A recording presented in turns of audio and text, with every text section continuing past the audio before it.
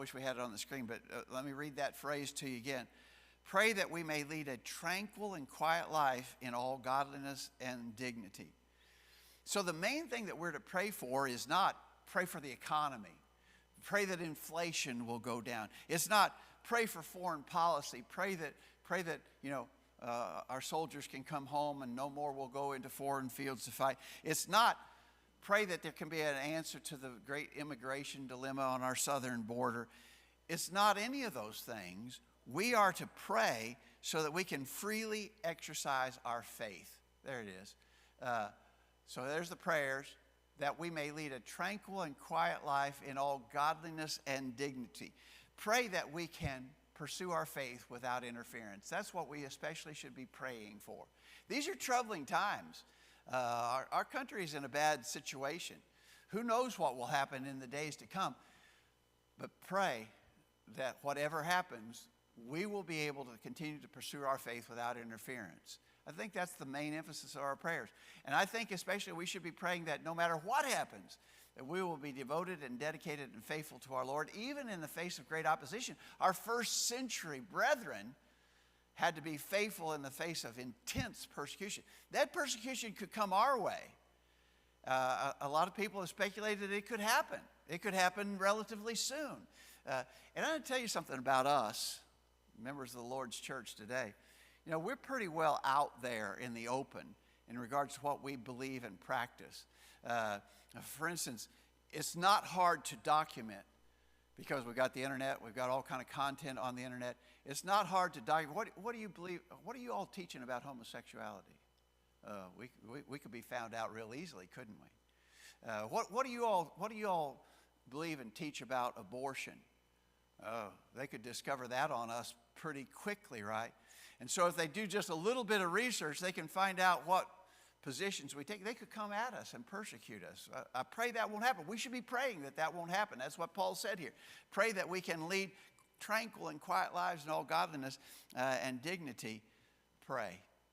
Be praying. These are especially troubling times. And so those first century Christians were told to pray for those in authority, and we should do that as well.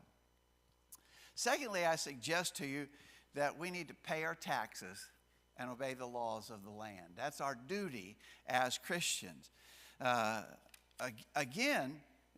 This was an instruction that first century Christians received that's definitely applicable to us. You know, it would have been tempting back in those days to say, you know, this Roman Empire is doing a lot of stuff with our tax money that we don't agree with. It's a very corrupt government. They're engaged in all kinds of things that we don't doctrinally agree with. Maybe I'm just going to stop paying my taxes. Maybe stop obeying the laws of the land. And of course, that would be the wrong approach. I actually have come across some Christians even recently who are trying to make that argument that we shouldn't be paying our taxes because we live under this corrupt government. Well, our government, as bad as it may be, I don't think is nearly as bad as the Roman government of the first century was. And yet those Christians were told, pay your taxes and obey the laws. Look in 1 Peter chapter 2, beginning verse 13. Submit yourself to every ordinance of man for the Lord's sake, whether it be to the king as supreme or unto governors as unto them that are sent by him, for the punishment of evildoers and for the praise of them that do well. For so is the will of God, that with well-doing ye may put to silence the ignorance of foolish men, as free, not using your liberty as a cloak of maliciousness, but as the servants of God. Honor all men, love the brotherhood, fear God, honor the king. You just highlight some of those expressions. I want this to be under submit. Submit yourselves to every ordinance of man. You know, there's some laws we don't particularly like, but this is saying obey all the laws that the government puts upon us. You don't get to pick and choose. You don't get to pick the ones that you like and the ones you don't like. Submit yourself to every ordinance of man. Of course, there's a huge caveat there found in Acts chapter 5, verse 29, which we won't put on the screen, but you remember the apostle said we ought to obey God rather than man. The only exception to obeying the laws of the land is if the law of the land contradicts the law of God. If the law of the land would tell us to violate the law of God, we obey God. So we ought to obey God rather than men. But short of that, anything short of that, Submit yourself to every ordinance of man. Notice, this is the will of God. My lines are not going to line up, but it is the will of God that we should do this, and we should honor the king. Again, honor the king. You know, a lot of the men who have been presidents, as we just pointed out earlier, a lot of the men who have been presidents were not particularly honorable individuals. But the Roman emperors weren't honorable either. And the first century Christians were told, honor the king. So they were to honor that position of authority, right? And that's what we have to do. We may not find particular political candidates very honorable. Not many of them are, actually, the truth be known. But the authority of the office, the position itself, deserves our honor, and we should honor the government officials. I think this is, again, pretty challenging to us because we've grown up, we've lived our whole lives in a time when we've been able to say whatever we want to say. Again, I think that maybe is under some threat these days. I think there's a growing trend towards censorship. But we have been free to say what we want to say, to speak like we want to speak actually against our government if we choose to do so. I think we've got to be a little careful here. Sometimes I listen to talk radio when I'm in the car. I've kind of gotten away from that to some degree. But some of those political commentators on the radio and on TV, you know, they will say things about the president. That moron in the White House, or that idiot who is our president. I don't think we should be doing that. That's not honoring the king. Now, we can disagree, and we'll talk a little bit more about that in a minute. We can disagree, and I think we do, on lots of fronts. We disagree. But still, there is a position of authority there that God expects us to honor, and we should do so, okay? So honor the king. Romans chapter 13 is a well-known text along the same line. Let every soul be subject to the higher powers, for there is no power but of God. The powers that be are ordained of God. Whosoever therefore resisteth the power resisteth the ordinance of God. Ye must needs be subject not only for wrath, but also for conscience sake. For this cause pay ye tribute also. Render therefore to all their dues. Tribute to whom tribute is due. Custom to whom custom. Fear to whom fear. Honor to whom honor. Notice, be subject to the higher powers. That's pretty plain, isn't it? I don't think we have any trouble understanding that. Notice, we need to be subject for two reasons. One is for wrath's sake. I think what Paul is saying there, you need to obey the civil government, because if you don't, they very well could come after you and punish you for violating the laws. Now, again, remember the caveat, obey God rather than men. But short of that, obey civil government, because they have the power to punish you if you don't. But notice, as Christians, we need to also submit for conscience sake. We need to do it because it's what God instructs us to do. And if we're going to have a clear conscience before God, we have to obey the laws of the land.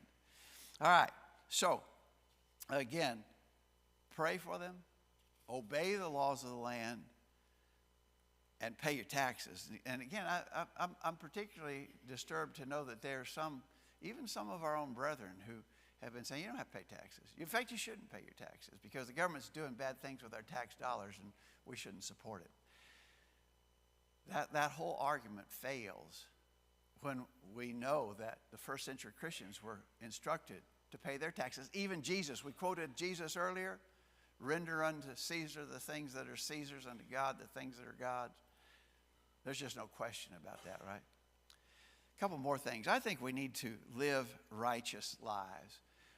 We need to be shining as examples of godliness in our immediate communities. You know, we don't have much influence in where the great seats of political power exist in Washington, D.C., or in Nashville, Tennessee, or in Montgomery, Alabama. We don't have much influence in those places where the seats of government exist. But I tell you what, we do have influences right in our own immediate communities, with the people that we live around and the people that we associate with on a regular basis. One of the very important things that we can and should do living in these troubled times is live personally righteous lives. Proverbs chapter 14, verse 34 says, righteousness exalteth a nation, but sin is a reproach to any people. I know you're aware of that verse. But notice, righteousness exalts a nation. Whose righteousness? Whose righteousness exalts the nation? Ours, right? And so as we live righteous lives, we're doing a positive thing to help improve the conditions of our country, the place where we live.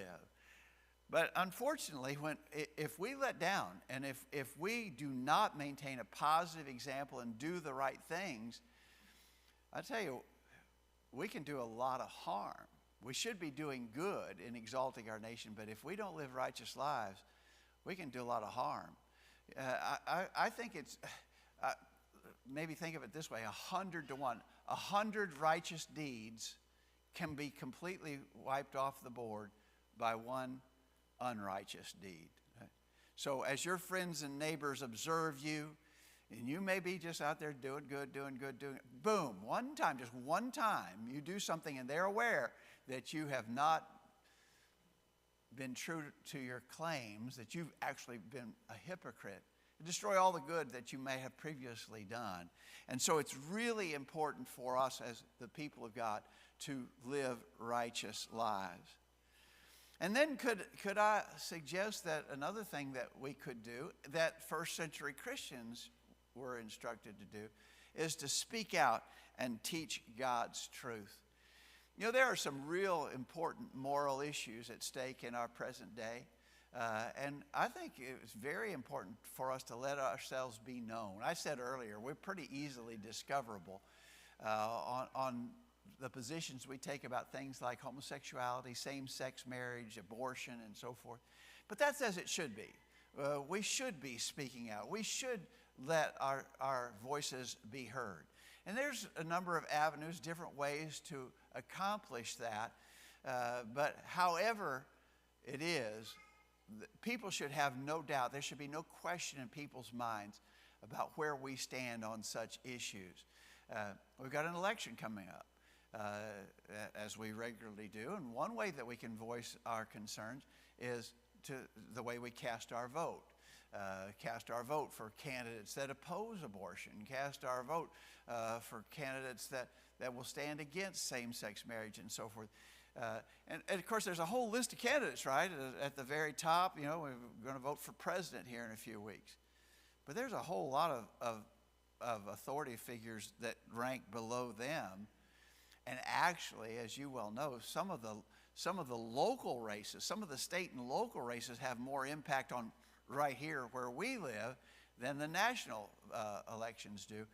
But, you know, vote for candidates that, and again, it's really hard to find people that we would agree with 100% on every issue. But certainly, cast your vote for people who are closer to what's right than the many who are going the wrong way. In Psalm 119, verse 46, the psalmist said, I will speak of thy testimonies also before kings and will not be ashamed. You know, we ought to have that same conviction. Whoever, I'm going to speak to whoever I can. They're going to know what I believe God wants us to do. Again, we're not going to get a chance to go to Washington and sit down in the Oval Office with the president. I'd like to. There's a number of things I'd like to tell the president, but I'm not going to get that opportunity. I'm not going to be able to go to the governor's office in Nashville. You all here in Alabama to go to Montgomery. We're very likely not going to be given those privileges, but we still have a voice. And so speak of God's testimonies, even before kings if you get the chance. But do not be ashamed. That's the key. Don't be ashamed to stand for what we know is right.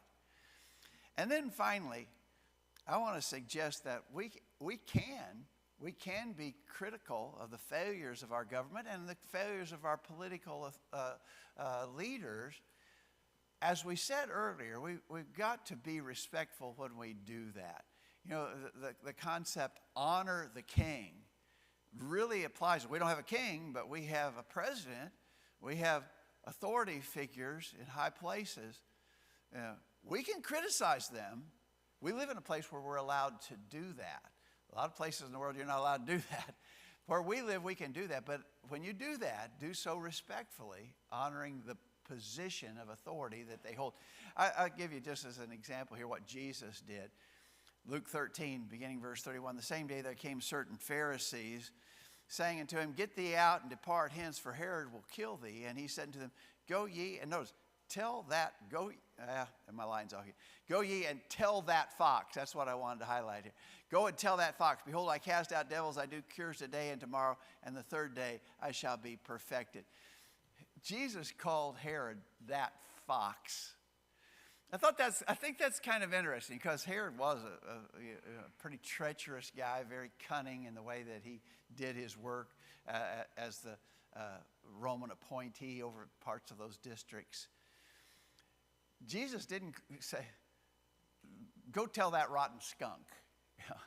It's kind of, to be compared to a fox is not necessarily a negative thing, but it certainly highlighted the sort of cunning nature that Herod possessed. So Jesus here is offering a criticism of Herod, right? Jesus' example is absolutely perfect. There was no flaw in this. And so he could speak out against Herod and the way Herod ruled without being disrespectful to Herod himself personally in the office that he held. Go tell that fox, Jesus said. And so I think that highlights this last point that we're making. We can criticize the failures of our government and its leaders, but remember, we're still under that obligation to honor the king. All right, so I hope you are able to remember the connection we tried to make here. We live during time of corrupt governors and governments and presidents and appointed officials. We're not the first people. We're not the first Christians who were ever in that predicament. The first century Christians were absolutely in that situation. I would argue they were more so in that situation than we are. But what were they told to do? Pray for them, pay your taxes, obey the laws, live righteously, speak out, declare God's truth, but be respectful as you criticize maybe the things that they do. I think all those instructions to those early Christians are certainly applicable to us today. Thanks for your good attention to what we've had to say.